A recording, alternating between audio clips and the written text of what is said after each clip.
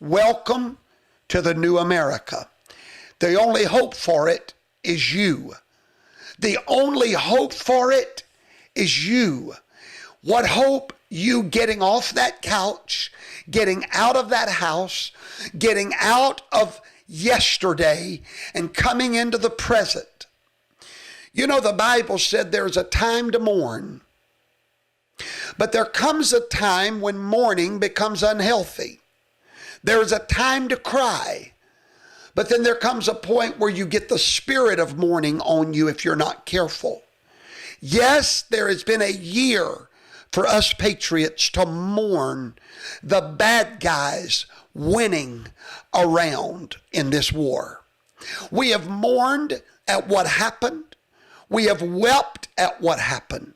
We have cried at what happened, and rightfully so. There is a time for that. But I want to caution you across this nation. If you don't hear anything else I said tonight, hear this. The left is depending on the spirit of mourning to remain upon the conservative cause.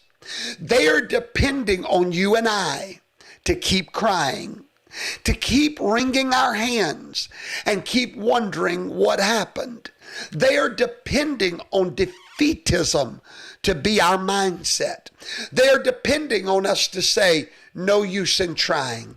They are depending on that. And if anyone is leading you in that direction, they are part of the problem. You must shake off the spirit of mourning.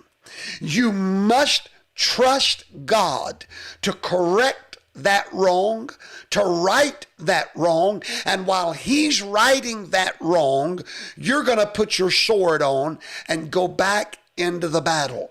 America cannot afford for you to stay in the graveyard. Jesus Christ was about His Father's business. And there were some people that wanted to follow Him and work with Him in His calling. And He said, all right, put on your sandals and let's go. Do you know what they told Yeshua? Well, we would go, but before we leave, we need to go to the graveyard and mourn over someone that we lost, over someone that we love. And Yeshua turned to them and said what seemed like the most hateful words, the way that my words sound sometime to you, the way that President Trump's words sounds to the world. What did Yeshua tell them? You need to let the dead bury the dead. Why? There's nothing you can do back there. There's nothing good you can do. But while you're back there crying, you could be getting the work done with the short amount of time left that you have left in this life. Or you can go to the graveyard and cry for days, and I'll go and do my work before I run out of time. Every one of you, America's running out of time. I'm not saying that to be dramatic. I'm not saying that to cause a reaction. I am saying that to give you the truth. America is running out of time. And as long as you stay crying over what happened, as long as you keep looking back like Lot's wife did, she turned to a pillar of salt. Do you know what that means? She became inconsequential.